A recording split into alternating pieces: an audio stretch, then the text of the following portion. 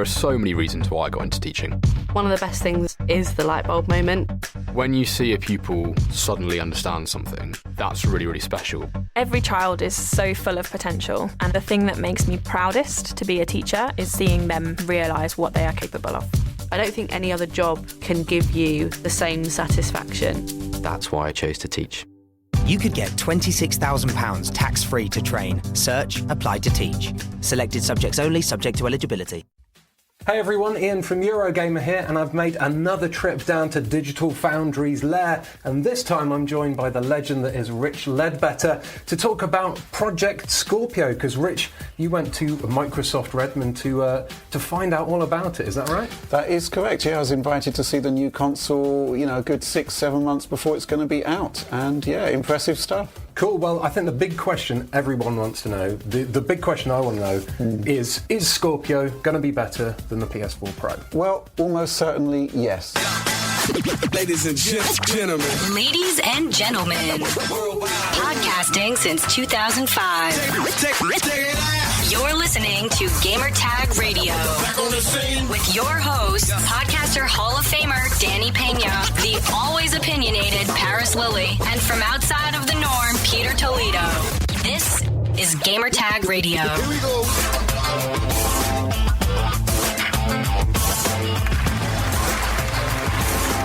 Welcome to Gamertag Radio, episode 649. This is your host, Danny. And joining me this week, we have Pete in the house. What up? And also Paris. Hey, what's going on? A little under the weather, but I'm here. Important day. He's here. Important day, man. Big day, especially for those Xbox fans out there. Finally, we got to hear the specs about the new hardware coming this holiday season. Can I say one thing? Yeah, sure. You said Xbox fans. I think this is a good day for gaming fans, period. Thank you. Well, I was going to say that, but thank you.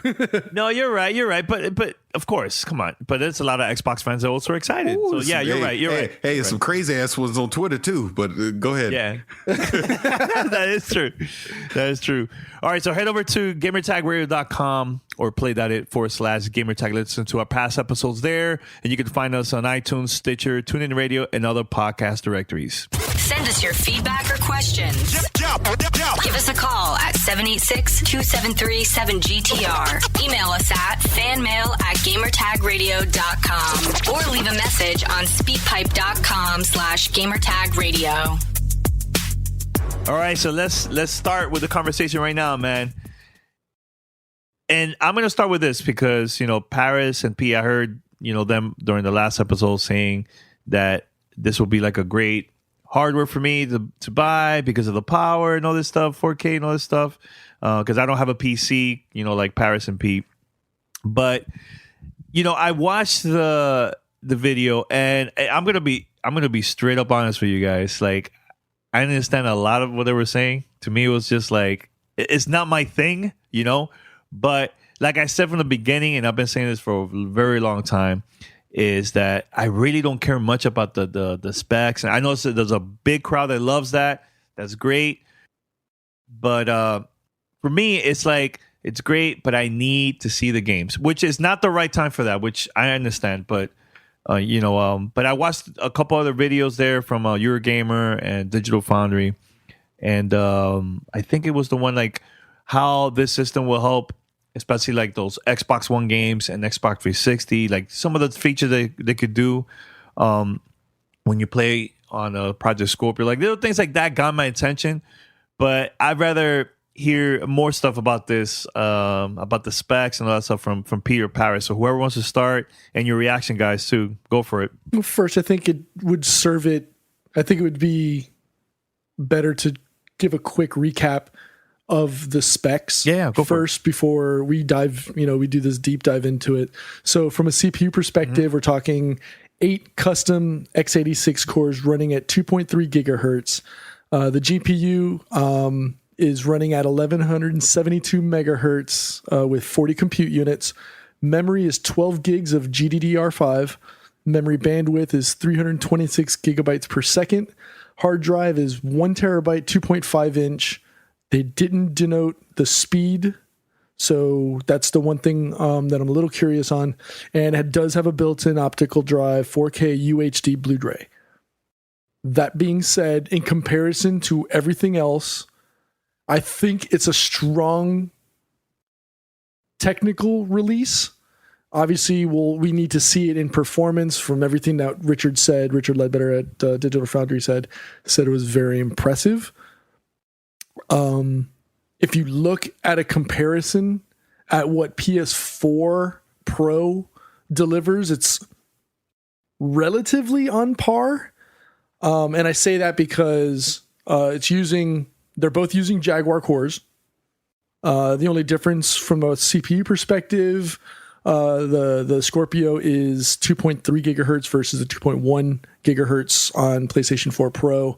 Both are using GDDR5. The only difference is Scorpio has 4 additional at 12, whereas the PS4 Pro has 8. Hard drive and storage drives are the same. AV output, the Scorpio is apparently has a hardware processor that'll allow it to do 7.1 Dolby Atmos. But the only outlier that separates it is the GPU. The GPU for the Pro is AMD Radeon running at 911 megahertz, and the Scorpio has an AMD Radeon with a clock speed at 1172. Now, Paris, I know we're just throwing numbers around here, and you know, from a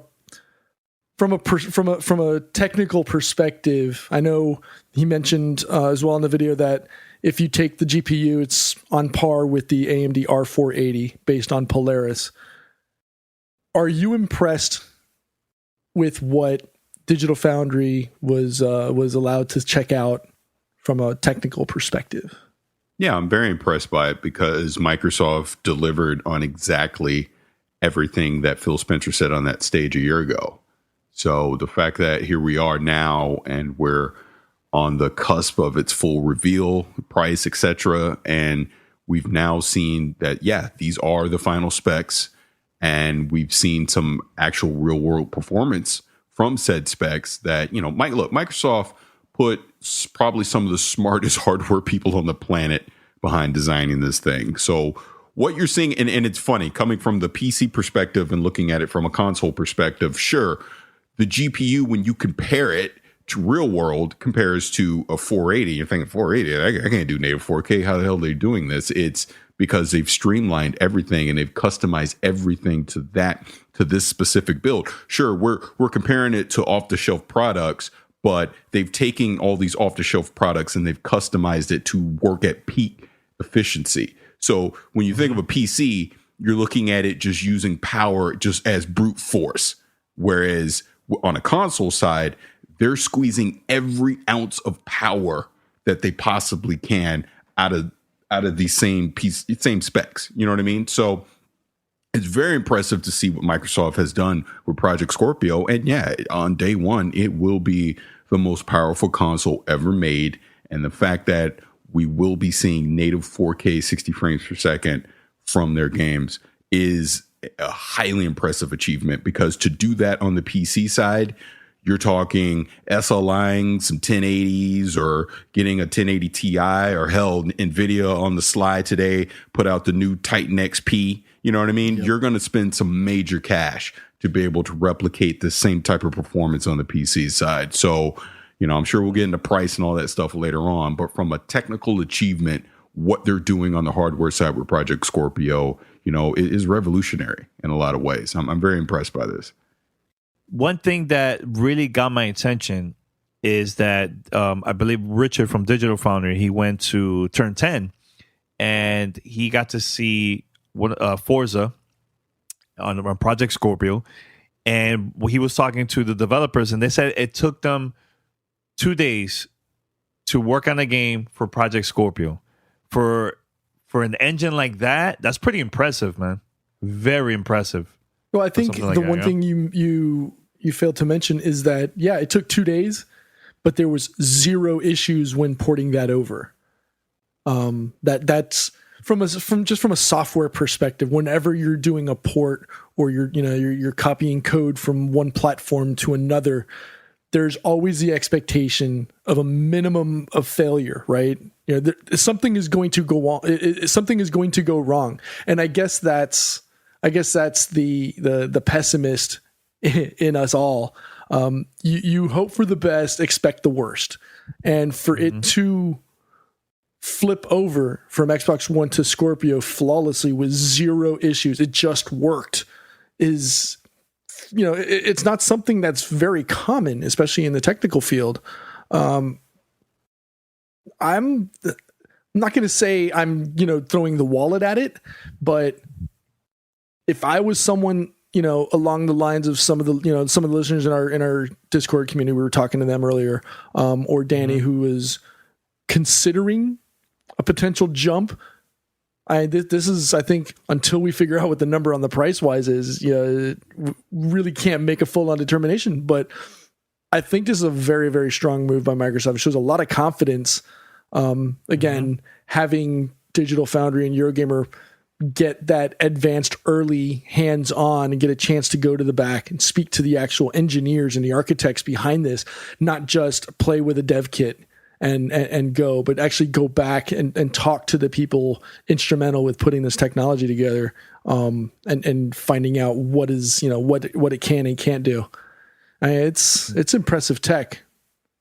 It's very impressive too, because I think it was very smart for Microsoft to do this just now, 2 months before E3. Just let it out, invite a site that's very influential in the gaming community, Digital Foundry, to Seattle, get to see everything, get to learn more about the specs and everything. And now the next move is already that today's announcement was more of for like the super hardcore techies today, right? And I know we talked about this too. We've been going back and forth with P, and I've been going back and forth about this because he says, no, that's not going to happen, but I think so. But I think the next step is, okay, now you have the techies. Now the next step is get the mainstream audience and the casual gamers to get to see the hardware, have the name of the system and everything, and maybe show a couple other games for the reveal, right?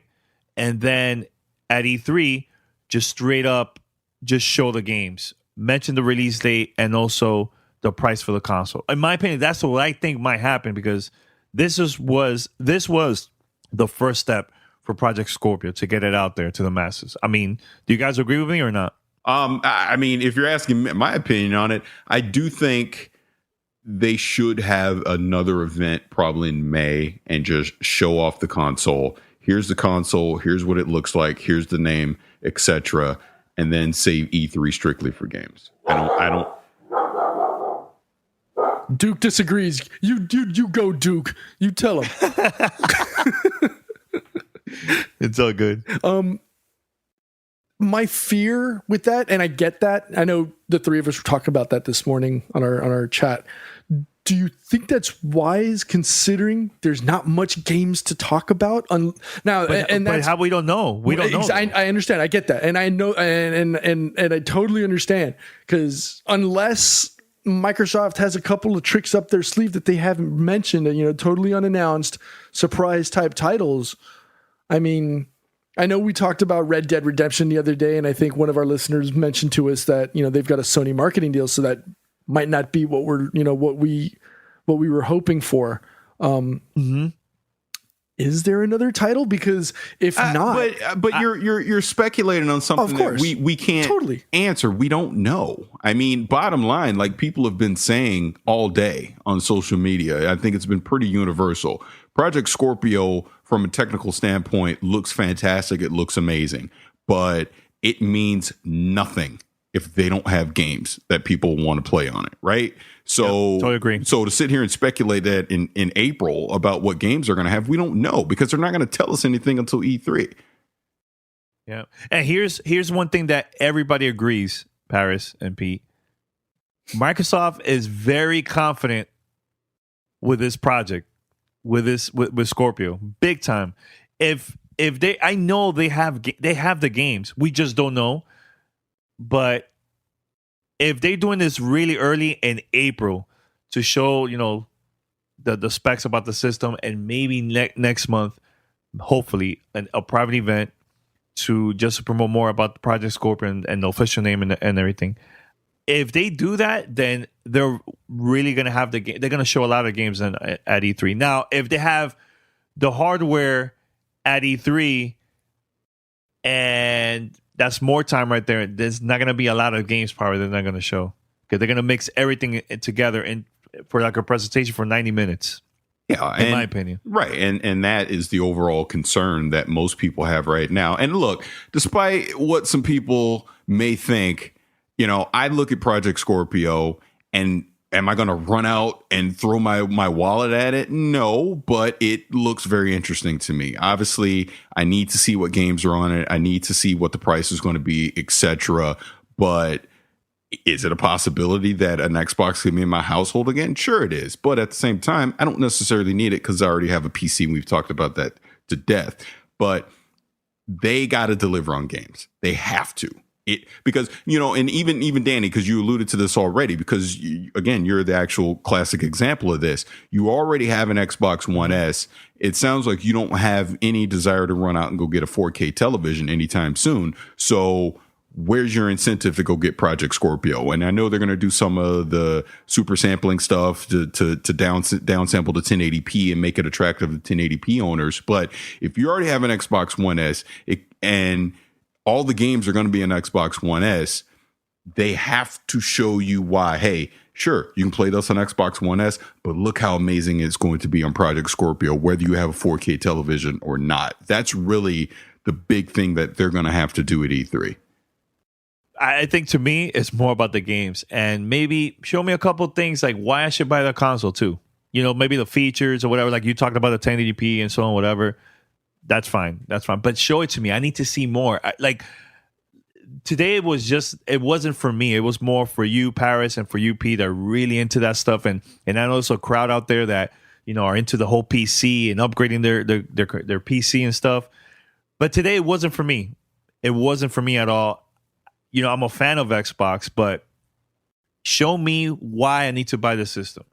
Well, and I think to me, I think that they doing it the right way. Get this thing out right now before it gets leaked out and all that stuff. And now go to the next step. Now I think May and June is for me. Now they do this right. Now, how much of an incentive is it to you that it's going to improve the performance of 360 games and current Xbox One games on Project Scorpio? Is that something that's an incentive to you? It depends.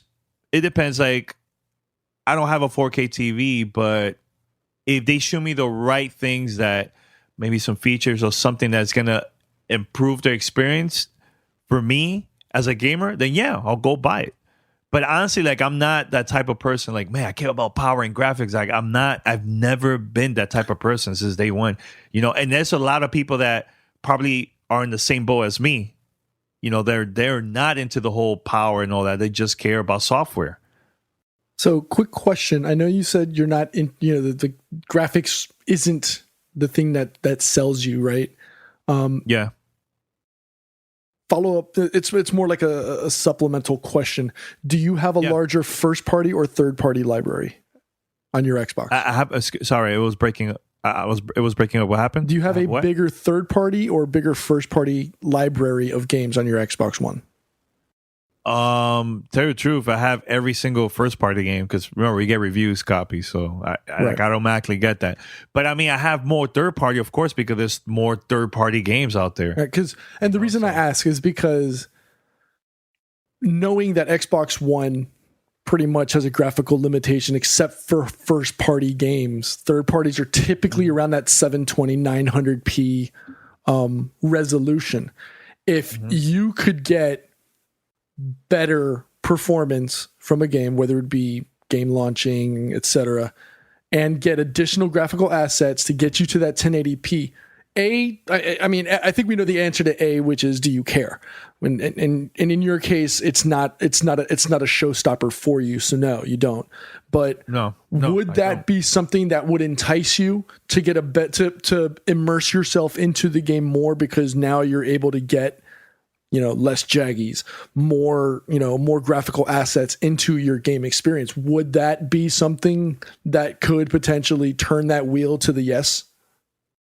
Yeah, but I need to see it. I need to play it and see it. I can't, like, right now, when people talk about like the specs and talk, like it's not really pumping me up to buy the system and pre-order the system, But when they show it to me, and it depends on the presentation, they show it to me, I'll get hype. Like right now, what is the most talked about game of this year so far?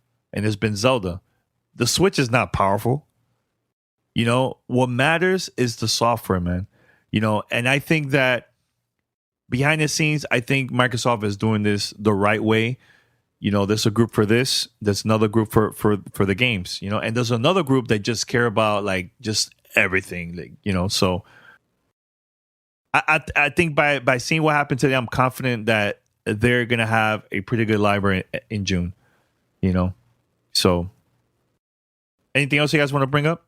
Well, I mean, I think system? I think it's just a common theme, and we've all talked about this. I think you'd just be happy if we could ultimately stop fighting about graphics. Yeah, but it's true. Like, it's like competition is great because look what happened because of competition. Oh no, Microsoft absolutely. A good game doesn't really need to be the top of the line graphics and all the other stuff. No, racing for graphics at the end of the day. If you really want to sit down and jot this down from a project manager type perspective, all you're doing is keeping the cost of development high, keeping the costs of the devices high, maybe even keeping indies out because now they don't have the resources to keep up like the big powerhouse developers normally have. And the end result is a prettier game, but not necessarily a game that plays better. Yeah. I mean, let me ask you this, guys. Like, what is it that got your attention the most out of the whole video presentation today? Easy. Was there 4K, 60 frames per second? What have I been saying the past probably 3 months? If you want Project Scorpio to stand out from the PlayStation 4 Pro and justify, which I'm sure we should talk about price here in a second, and justify however much it's going to cost, it needs to hit those check boxes. Native 4K, 60 frames per second. And the fact that they were able to take Forza 6 and not even optimize it and hit native 4K, 60 frames per second is very impressive. Now show me Halo, show me Gears, show me Crackdown, show me all these games that we're expecting to see on the system also doing that. Now you have my attention. Now you are truly the beast, as Aaron Greenberg says on Twitter every other day. It's what we're... It does. Yeah. But it's true, though. This could be the thing that gets Microsoft, get gamers' attention to come back to Xbox. You know what I mean? I mean, like I said, it has my attention. You're showing me that you're going to make the extra effort, at least on the hardware side, to try and bring me back into the Xbox ecosystem. Now, show me the games. It's really that simple. I'm glad you brought that the Forza thing about how it was a pain-free port, but the one key thing that really jumped out at me on that particular piece was that it was only running at 60% utilization with no optimization, just straight port. To run that well, that smoothly, and not even taxing the GPU goes to show that they put a lot of effort. And I think another thing that they tried to make sure that they got over was that software was what defined the hardware this time around, as opposed to the hardware defining and limiting what the developers could do. And I think that, that, like you said, shows that Xbox is really putting a lot of thought and effort into this. Some of the things that stood out for me was having a hardware DX12 processor on board. Yes. That in turn gives you the opportunity to have that 4K 60 experience with minimal impact to the device. That APB that I mentioned earlier, which was the audio processing block that allows it to do the graphic and audio processing and giving you that 7.1 Atmos. The vapor chamber cooling assembly that they mentioned, similar to what's currently in use in 1080 series GPUs, that was another thing that stood out for me. I don't know if the game DVR. I think a lot of things stood out for you, Pete. Hey, from a technical perspective, considering really good. Paris and I were always, looking, and my ears perked up too when I heard about, Nvidia saying, we've got all the teraflops, we got 12, at the same time, you're paying $1,000 for every teraflop, right? Or you're paying $100 for every teraflop at $1,200. Yeah, that Titan XP is nice, but at $1,200, that's a much smaller niche community that you're appealing to at that point. Now, I think that my dream is not going to come true this year. Well, I'm glad you finally realized that, though. Because I've been saying that this system might cost $399 because that would be good for competition and everything. But reading what everybody's been saying, this might cost way more than that. $499 maybe minimum. But here's the thing: what if they said out of nowhere $399? Out of nowhere, though, even though everybody thinks it's going to be $499. Do you think that's it's crazy for them to do that? Yes, and here's my opinion, really quick, and then you can go back to Dreamland. I think you should just expect $499. And then if it's cheaper or if it's more expensive, set your expectations accordingly. But I think you should walk into that E3 press conference and expect Phil Spencer to say that it's going to be $499.99.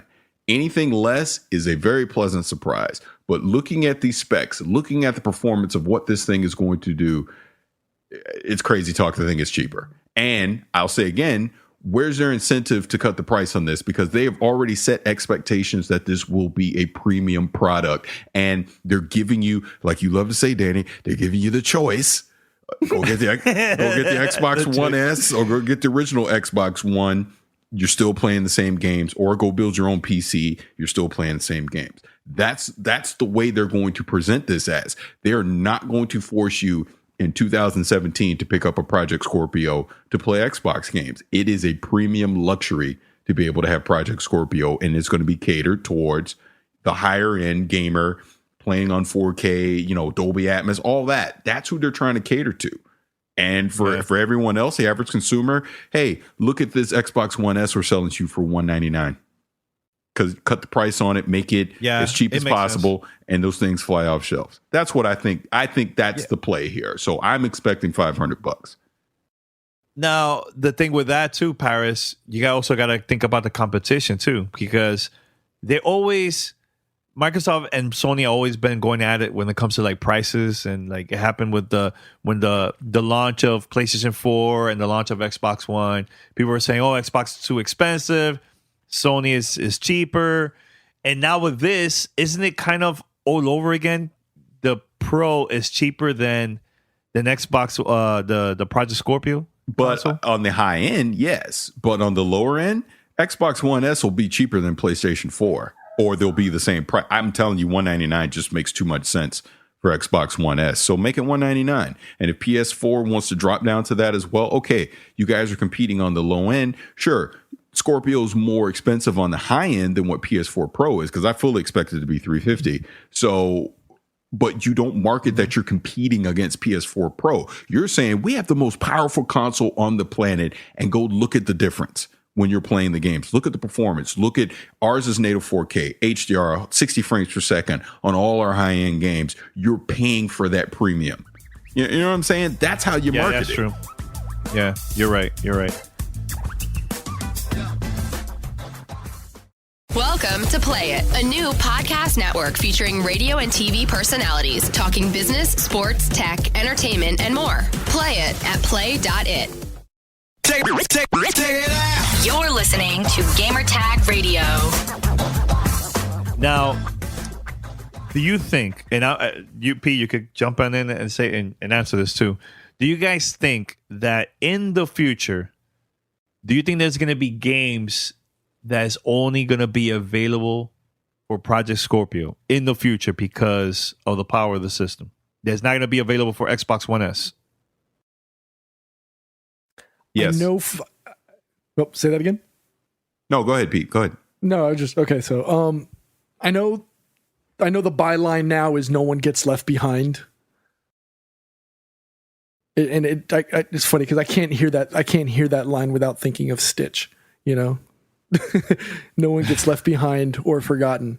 And that's supposed to be that's supposed to be the running theme for Xbox moving forward, is that it doesn't matter if you're on PC or if you're on Xbox One or you're on Scorpio or Xbox One S, no games get left behind. But eventually, that isn't always the case. And whether that's because they just move up a gen, and I know that the comment was, and I know the theme is that this is a mid-gen upgrade, and we could talk about this after that, is, well, if this is only mid-gen, why bother now? Why not just go next gen now and consider the Xbox One a loss? But I guess that's maybe because they want to be able to keep both ecosystems alive and well, because not everyone's going to buy a Scorpio, obviously. That's going to be the higher tier end for niche customers.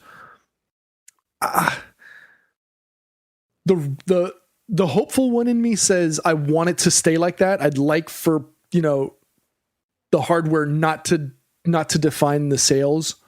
But the realist in me says that, who knows, maybe 2-3 years down the line, things have changed from a hardware perspective. Who knows, maybe we see this cross-platform, unicorn that everyone talks and allows us to play regardless of hardware, right? But I don't know. The realist in me says I wouldn't be surprised if 2-3 years from now, the change comes where, okay, now we're no longer allowing, one game across all platforms. I don't know. I'm kind of on the fence for now, but like I said, the realist in me is thinking maybe. And you, Paris? Oh yeah, going back to, because I said yes, but what I think is eventually, when there's whatever the next Xbox beyond this one is, quote unquote, the Xbox One goes into 360 legacy mode, so to speak, so that you aren't necessarily making games that work 100% with the Xbox One. I've talked about this in the past. I think PlayStation does something similar when PlayStation 5 comes out, to where the Pro then becomes the quote unquote baseline and PS4 becomes the legacy device. You know what I mean? So I can see that happening, you know what I mean, as they step forward, but there will be a backwards compatibility component to those other Xbox One games. But I do see a thing where, Xbox 2E5 or whatever the hell they'll call it, right, comes out, and then you'll be able to have games that work on that, but also would still work on what currently Project Scorpio is. I can see a scenario like that, but what Phil Spencer said, I think, will hold true for years to come, to where, yeah, they're not going to leave anyone behind anytime soon. I mean, if you walk into, and it's funny, actually, shout out to Spawn on me, because Cicero Holmes and I have a standing bet. Ooh.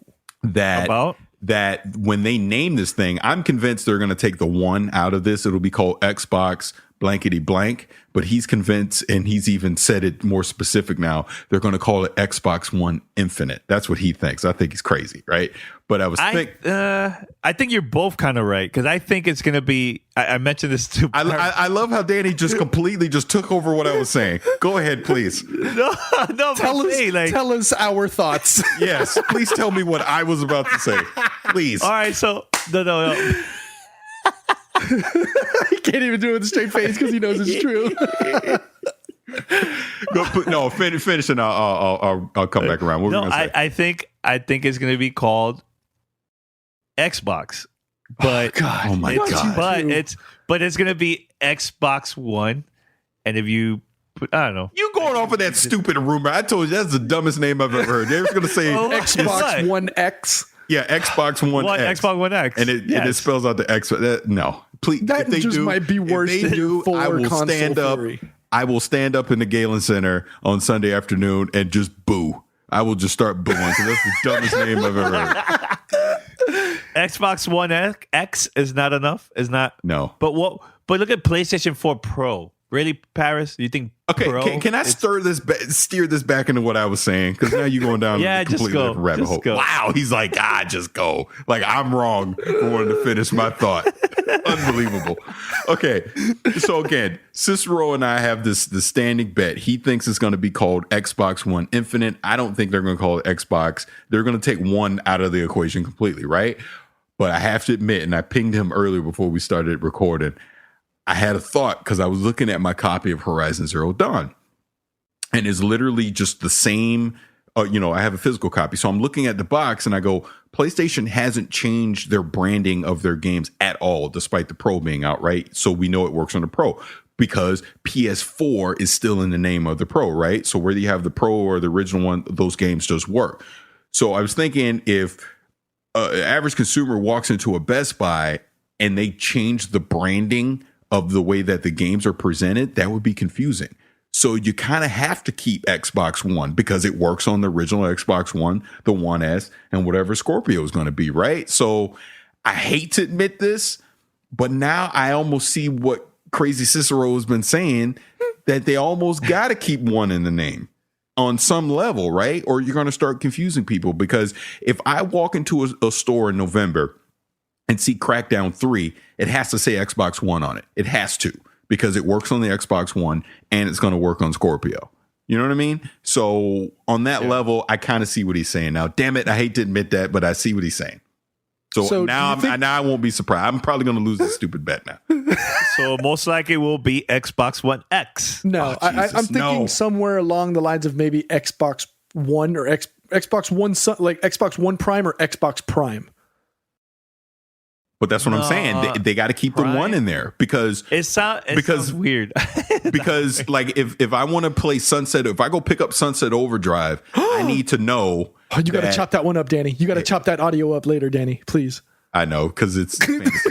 That's never happened. But my point is it being an older game, right? If I get Sunset Overdrive or if I get Crackdown 3, those two boxes in a retail store have to look identical, because you don't know if I'm going to play it on a Scorpio, if you don't know if I'm going to play it on the original Xbox One. You see what I'm saying? So in that sense, it has to keep one in the name. And I hate that I'm agreeing with Cicero, but I see what he's saying now. Damn it.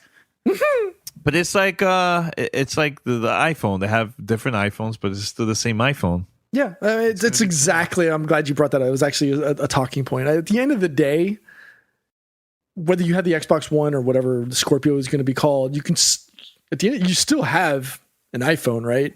It just depends on whether you could brag to your friends. Like really, you'll have common hardware available that runs the same software across a range of hardware and a range of price points. The only concern is if you'll have people skipping future generations of the platform, like most people do for mobile phones. You think that is a thing? Like let's say I go off the crazy train and I decide, let me get a Scorpio. Will that hold me off to the next, if this truly is a mid-gen upgrade? I mean, does this mean that we're looking at potential another hardware piece 3, 4, 5 years down the line? Because I don't think PlayStation, let's say Sony or Microsoft, is going to go along with that same 10-year platform life cycle that we've somewhat gotten accustomed to between the last couple of iterations. Now we've shrunk that down to about 3 to 5 years. And if you really think about it, they've kind of followed the whole iPhone S, next version, iPhone S, next version concept. Is that something you can see people doing? Oh, you're asking me? I'm asking either of you. Because look, I figured if I started talking, Danny would answer it for me, so I wasn't going to say anything. My God, it's like being on Paris, Twitter again. People answer for you. I'm letting you talk. Wow. Well, thank you, sir. You have permission to speak. But again, the key word there, like you bringing up the iPhone example, is iPhone. Mm-hmm. And that way, all right, no matter what, this is associated with an iPhone. Again, I'm literally looking at, because I don't have an Xbox retail disc in front of me or box. I'm sure Danny has like 10,000 of them, but I'm looking at Horizon Zero Dawn, and it clearly says PS4 on the top of it, right? But it does work on the Pro. So I'm thinking, flip that to Crackdown 3. It has to say Xbox One, and it can't just say Xbox, because that's going to confuse me. Now, does it work on my Xbox One, or do I need it on this Xbox Scorpion thing? Where does it work? It's going to say Xbox One on it still. Imagine they call it Scorpion. Yeah. Scorpion. Or Emerald. That'd be amazing. That would be amazing. You have to find that. But you get my point, though, right? I'm just thinking from a consumer standpoint, from a marketing standpoint, you don't want to confuse people that haven't upgraded to Project Scorpio. Because again, we're saying this is a premium product, right? So you want to make sure that people know that if I walk into Best Buy and buy this brand new game, it still works on my Xbox One, and I don't have to upgrade to Xbox. Again, it's kind of the whole Wii U scenario where people got confused thinking, oh, well, Wii U games still work on the Wii because it says Wii in it, right? So you kind of, you have to make that distinction so people understand they don't have to upgrade to play the games. Now, my question to you guys is this. Do you think that the hardware, once they show it to the public, do you think it's going to be a really big, huge system compared to the original Xbox One? Or it's going to be a little bit more like smaller but nice, heavier, like the Microsoft, the microwave, the Xbox microwave. Well, I mean, again, if you go with what Richard Ledbetter was saying, that he was hinting, and obviously he hasn't seen the final form, but they're talking about the advanced cooling that it's going to do. What was it? Vapor cooling he was talking about? It sounds Vaporware. like Oh my God. Vaporware. It's going to have, it's going to have, what's the word I'm looking for? The power. It's not going to have a power brick. The power is going to be inside it's integrated power. Thank you.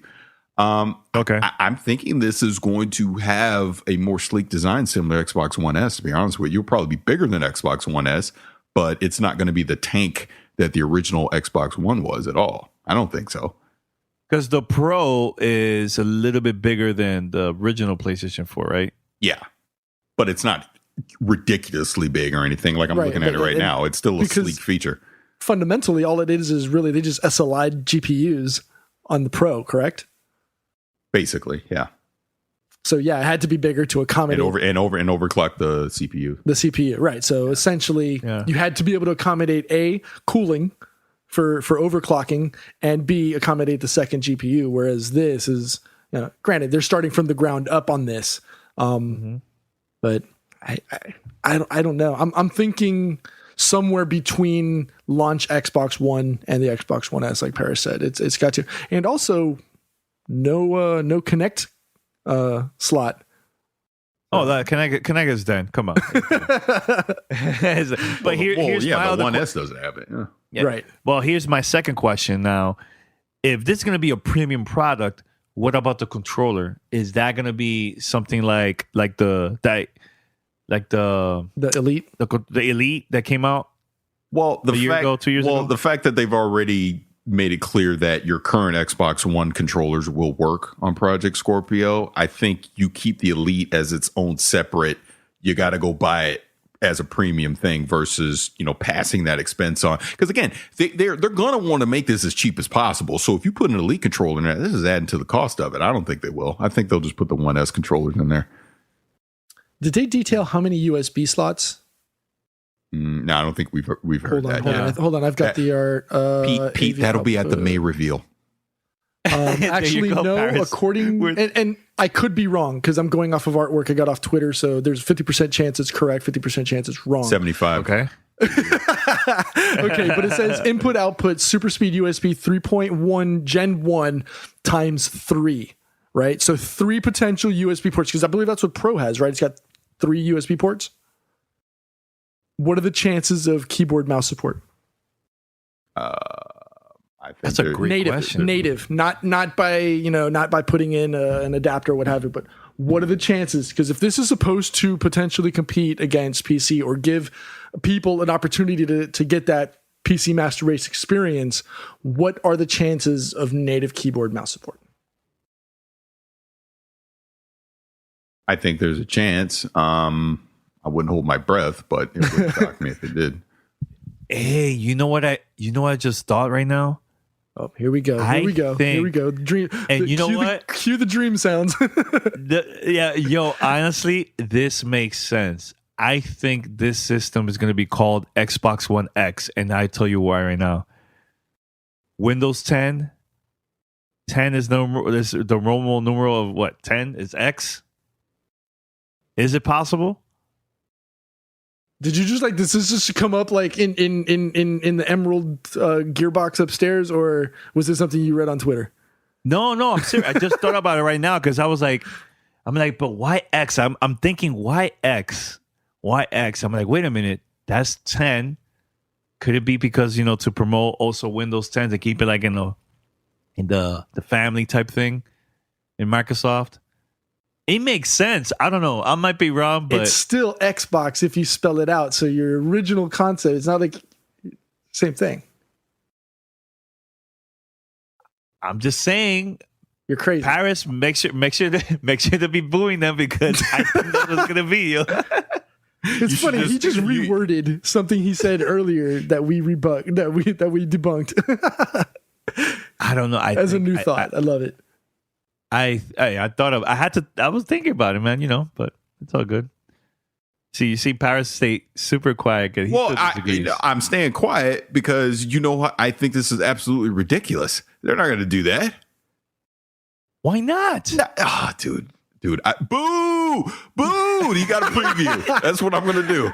I think Nameless Microsoft Employee just might name it that just to get you to do that. Yeah, I think I might have to reach out to Nameless Xbox Employee and go, if y'all call this Xbox One X, I will start booing. So we have security ready to escort me out of the Galen Center. I think I'm gonna do that. Dude, Danny, no. Yeah, there's a better chance of Phil Spencer walking on that stage and going, not one, not two, not three, but 4 consoles. Oh my God. That'll happen before they say Xbox One X. Even Cicero Holmes is laughing at that one. It's ridiculous. They're not going to do that one. I think Infinite's too long. I don't know. Just saying. Look, okay, just to steer the ship back real quick before we get out of here. Yeah. I honestly, just real talk, all BS joking aside, I am very excited about what I saw today as far as the specs because it shows me that Microsoft was serious. There was no backtracking from what they said a year ago. This will advance console gaming in the future, because look, if they can get third parties on board so that you're clearly seeing a difference between third-party games on the Scorpio versus on PS4 Pro, that's a huge win for them moving forward. You know what I mean? Because now consumers are going, well, gee, maybe I should go get the Project Scorpio to play my third-party games and not play it on PlayStation. You know what I mean? But the biggest thing they got to do is, dude, they gotta deliver exclusive content that we're like, wow. Like, I want to see Halo 6 on Project Scorpio, and I'm like, wow, I got to play this. Because this looks amazing on Project Scorpio. You know what I mean? And look, even the story is like Halo 5. I'm messing with you. See, I was trying to be serious, and then he steered it down silly street once again. No, but what I was going to say was, obviously, people like Pete and I are in a unique situation because Xbox Play Anywhere is a viable option for us because we have PCs that can rival or better the performance that we would see on Project Scorpio. But look, at the same time, we're spending triple the cost of whatever Project Scorpio is going to be to have similar performance. So for the average person that has no interest in building a PC, Project Scorpio is an exciting opportunity to get high-end PC performance for a reasonable price in your living room on your 4K television. That's how I look at Project Scorpio. And snark aside from certain people on social media, if I get one, I get one. Because you don't know why? I'm a grown-ass man from St. Petersburg, Florida. It's my money and I do whatever the hell I want to do. How about that? But I mean, we'll see this holiday. I'm not saying yes. I'm not saying no. I mean, we'll see this holiday. I can't answer that question in April. I have to wait to see what happens at E3, the gaming lineup. Obviously, the whole thing. But I'm not going to say no. I'm not getting one because that's crazy. Who knows what I might do in November? So in May, which Paris, it's going to happen. In May, when they show the hardware, which game should they show first? As like, oh, this is what we could do. I'm telling you, Gears 4. I'll keep saying it. Show Gear. Now, is it Gears 4? Hell, I can't keep with the numbers anymore. Gears 4. Show Gears 4. It's a game from last year that debuted on Xbox. Show that in 4K, native, 60 frames per second, ultra, the whiz bang boom, saying, look what we can do with one of our old games. Show that. And then sneak in a brand new game. Well, because you're saying the May event, right? So they're not going to show any new games until E3. No. But yeah, at the May game, show Gears 4. That's what I would do. I think they should show The Witcher. It's a third-party game. Witcher 3. Good, because you need third-party support, I see what right? you're saying. Yeah, I see what you're saying. Show off, hey, look, this is what Project Scorpio can do with a third-party game. And you know, I agree. Exactly. Witcher 3 is a showcase. If they can, hey, if you can show me Witcher 3 the way that I see it now on my PC on Project Scorpio, and it would be that way in my living room, I got life choices to make. So that's what I want to see. But you know, and I know some people will give me crap for that. Oh, look at Paris. No, he's talking about he's going to get Project Scorpio. I knew you'd come back. I don't care about what console or PC I play on. I just care about quality games. Honestly, that's all I freaking care about. So I go where the games are. So if the games are on Project Scorpio and that is the best possible experience I can have for gaming, guess what? I'm probably going to go get Project Scorpio. But to rival my PC, there's a lot that they still have to show me to rival what I can do currently on my PC. That's all I'm saying. But I will say this. Games will be better on a console on Project Scorpio than they will be on PS4 Pro. That's going to happen because just the raw hardware tells me that there will be better experiences on Project Scorpio than there will be on PS4 Pro. That's just a fact. And you, Pete, before we wrap it up, what game did you show, in your opinion, to get you hype? I think we're going to see Gears 4 because that, I think, from a first-party perspective, that and Forza Horizon. You know what? I think. Okay, so I'm not a big racing person, and if I am, it's more the cartoony Need for Speed style. Is Forza Horizon just a mid life cycle game, or is that like a full release? Like, are we still pending a full Forza release game? Yeah, it's called Forza 7. It's coming this holiday. It's coming this holiday. Yeah. I think that if there's going to be one, it's going to be that'll probably be their showcase Scorpio game. I don't think it's they can show Gears because Gears, I'm sure, is going to look fantastic. It's first party. It's going to take advantage. They'll be able to take advantage of it. I'm sure they're working on it now with Coalition. But I think the full-on Forza release is going to be their showcase game. I'd like to say something like Crackdown, but I just don't think it's going to be it. Honestly, I'd like for them to pop out something that nobody expects to be their showcase game and just have everybody just just slam onto the floor at the Galen Center. That would be ideal. Just here. Yeah. No, go for it. No, just that being the showcase game. I'm pretty.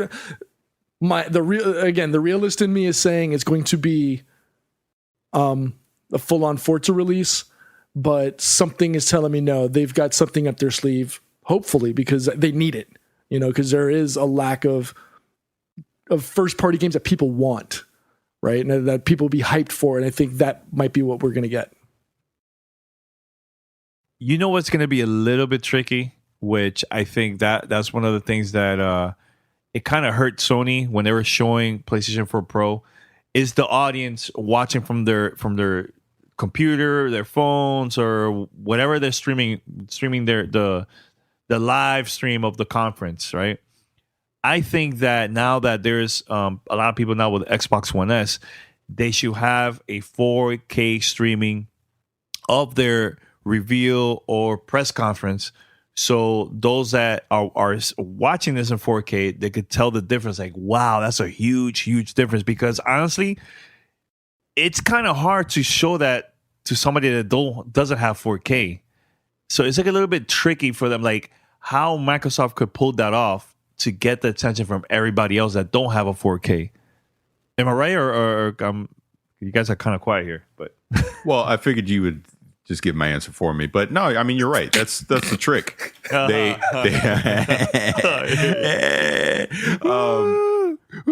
no, that's the trick. They have to show non 4K owners why Project Scorpio is worth it to them. But like I also said, on the flip side, they are going to present this as a premium product.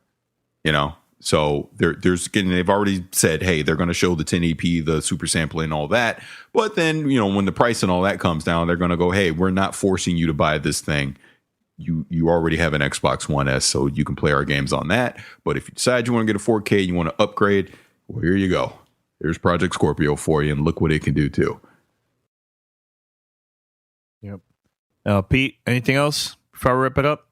No, I think that's it. I think we're good. I think we've qualified fully what everybody wants to know. Side note, I've done everything possible in Destiny 1 now that I've done all the Atheon challenge modes. So I'm great. I love it. All right. We can Does that mean you're done? You're not playing anymore? Done? Oh, I keep playing because I'm having fun playing it. But, good, because I need you to carry me in the raid. No, but I mean, I just say that. I've literally, now that I've done the Atheon challenge mode, I mean, I've done every in-game piece of content in that Racing game. League? Sparrow Racing League? That never appealed to me. So you didn't do everything. Well, because I didn't want to. So he's like 99.9% done. And that's not in-game content. That's just silly racing stuff. All right. So head over to gamertagradio.com or play.it/gamertag. Listen to our past episodes. And you also can find us on Spotify, TuneIn Radio, Stitcher, and other podcast directories. Send us your feedback or questions. Give us a call at 786-273-7GTR. Email us at fanmail@gamertagradio.com or leave a message on speakpipe.com/gamertagradio. One last thing. My prediction, I think this system is coming out the second week of November of 2017. So let me look at my calendar here. So the same week as Call of Duty. I'll take you on that bet. Sounds about right. Woo! What's the bet? There's no bet. I'm agreeing with them. Jesus, can I agree with Danny for once? Yeah. I know, man. P, he's just hating. So I think it's going to be either the 7th or the 10th of November. That week. Most likely the 7th. No, it makes sense. That's what I mean. That's the same. Well, actually, no. You know what? I'm going to disagree with you, actually. No, I think it comes the week after that. The 14th? Because I think, they don't want to take any shine away from one of their big publishing partners in Activision. That's Activision week. That's Call of Duty week. I don't think they'll launch the same week as Call of Duty. I think Call of Duty will come out, and then Scorpio will come out right after that, a few days later. Even if they have a marketing deal with PlayStation? Yeah. Yeah. Okay. All right. Pete, what's your prediction? Hey, it's just my opinion. Yeah, I know you'll disagree with it. You know, whatever. I know it's coming out in November. I just, prediction. The 7th. I think it's holiday release. I don't know if I can tie it down. I'd probably say second week. Let's do November 13th, just because that's my birthday. So the second birthday gift for all right. So yeah, we're gonna wrap it up. And anything else, guys? I hope it comes out on October 20th. I hope it comes out on October 20th. No, that's not gonna happen. No, you guys aren't getting the joke. Yeah, it's your birthday. No. What are we doing on October 20th? Oh my God, we gotta talk about this. Yes, thank you. That's right. Good, look at you. Good job. Wow, that's very slick. God, you guys can't get anything subtle. Just gotta blast it out. Jeez. All right. So there's a video game cruise happening October 20th through the 23rd, I believe. Yes. And we got invited. We're in there, the whole GTR crew. We're all going, man. And we're going to the Bahamas. And there's going to be a lot of people there, man, that got invited too. Videogamergauntlet.com is where you can get all of your information. Yes, videogamergauntlet.com. Exactly, yep. So, yeah, we're going there October 20th through the 23rd. Going to the Bahamas. And, of course, they're going to have an exhibit hall there. You can play some games there, VR, cosplay, tournaments, the whole nine during the whole weekend while we're going to the Bahamas. So for more information, go to videogamergauntlet.com. And, any listeners out there that would like to go, check it out. The registration goes live on Tuesday in the morning. And go all out. hopefully we see somebody from the GTR community there. That'll be awesome for us to hang out and stuff, So anything you guys want to say? Oh, by the way, that's Paris's birthday weekend. So we're going to be celebrating Paris B-Day. Woo! So everybody chip in to get Paris a Scorpio. Paris. I'm messing with you. I'm done. Okay. I'm messing around. So you guys excited or what for the trip, man? That's going to be awesome though, man. Yeah, I've never been on a cruise. This is my first time on a cruise. Yeah. I was on a cruise for 5 years of my life. That's true. That's true. Last thing you want to be doing is getting cooped up on a boat for 5 days with people. That's I forgot. No, but yeah, I've done cruise. I've done 3-day quick cruises. I've done 1 week cruises through the Caribbean. It's a lot of fun. There's only 2,500 spaces available, and this is going to be taking off on the Royal Caribbean Majesty of the Seas, which is one of the bigger class boats that Royal Caribbean's on. I've done like 3 or 4 Royal Caribbean cruises, so I know what they have to offer. And it's leaving out of Port Canaveral, which is Central Florida. It's literally like a 1-hour drive east of Orlando, and then going around the islands. I think stopping by Nassau, Coco Cay, which is Royal Caribbean's private island, then back into port. So I'm usually the one with the tempered expectations, but yeah, it's going to be a lot of fun. Yeah, it looks fun, man. So yeah, man, I'm gonna have the CEO and he's handling all this, the whole trip, Curtis. I'm gonna have him next week on the podcast. So you can talk more about the cruise and everything. So stay tuned, only here on Gamertag Radio. So until next time, we're out. Peace. Thanks for listening to Gamertag Radio. Be sure to like us on Facebook and follow us on Twitter.